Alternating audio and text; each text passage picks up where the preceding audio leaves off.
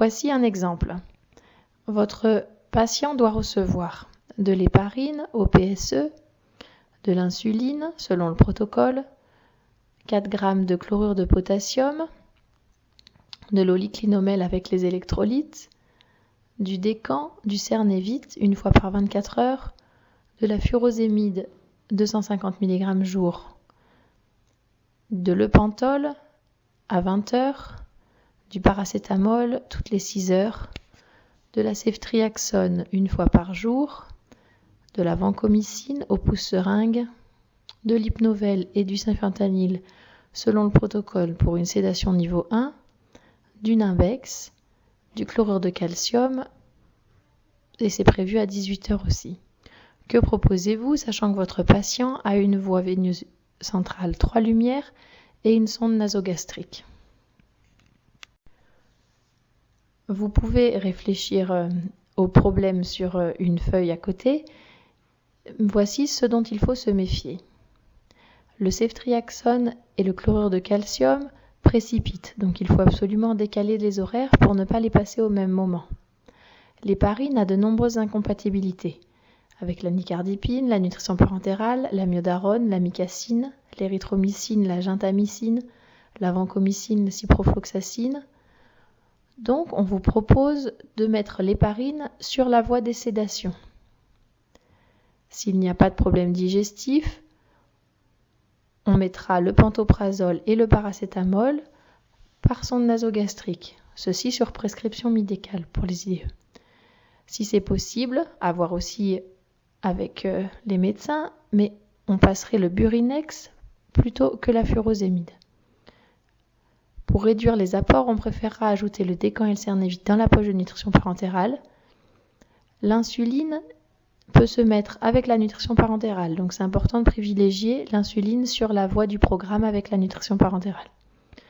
Et le Nimbex étant incompatible avec le propofol, en règle générale, on ne met pas le Nimbex sur la voie des sédations quand il y a du propofol, et donc il faut le passer sur la voie du programme. Voici donc un exemple de réponse. Sur la voie centrale, sur la voie numéro 1, on mettra la nutrition parentérale en début de rampe, dans laquelle on aura ajouté le Décan et le Cernevit. Ensuite, on mettra l'insuline et on laissera de robinet pour les flex. La ceftriaxone qu'on peut programmer à 20 heures et le chlorure de calcium à 16 heures. Sur la voie numéro 2, on pourra mettre les sédations, donc hypnovel et sulfentanyl, avec l'héparine. Sur la voie numéro 3, une voie où on ne pourra pas boluser non plus, on pourra mettre le potassium, le Burinex, la vancomycine et le Nimbex. Par la sonde nasogastrique, on passera le paracétamol et l'inexium. Au niveau des soulevants, tout est dans du NaCl et c'est compatible sur chaque voie. Mais des fois, c'est vraiment compliqué. Nous sommes d'accord lorsque le patient a des amines, des sédations, la nutrition parentérale et des antibiotiques en continu comme la Vanco ou le Fortum. Le patient peut aussi avoir beaucoup d'œdème, ce qui rend très compromis la pose d'un cathé périphérique. Nous nous retrouvons dans une situation difficile à résoudre sans incompatibilité. Alors on fait au mieux et on en discute ensemble.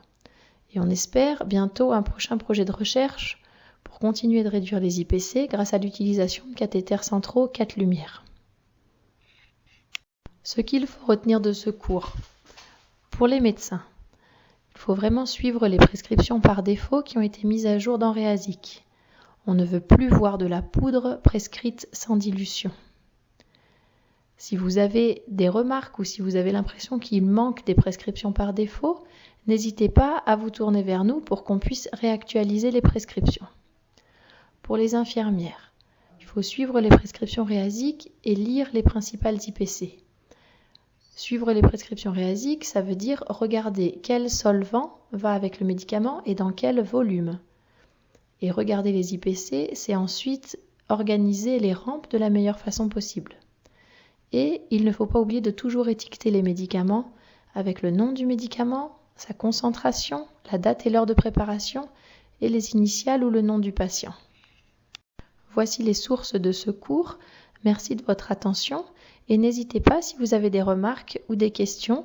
C'est vraiment ensemble que nous pourrons continuer d'améliorer nos pratiques. Merci.